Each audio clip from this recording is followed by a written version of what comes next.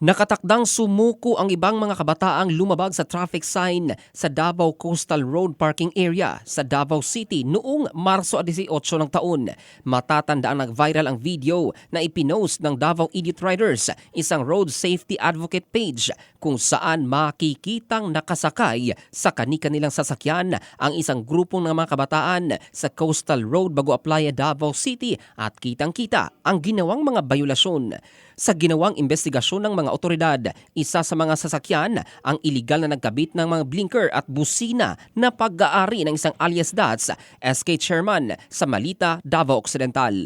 Nilabag ng grupo ang Presidential Decree 96 kung saan nakasaad labag sa batas ang paggamit ng mga siren, blinkers at iba pa. Gayon din ang paglabag sa Republic Act No. 4136 o pagwawalang bahala sa mga traffic signs na maituturing reckless driving. Samantala, kusa namang sumuko ang isang miyembro ng grupo na kinilalang si alias J, 21 anyos working student mula sa Country Homes Kabantian ng lungsod.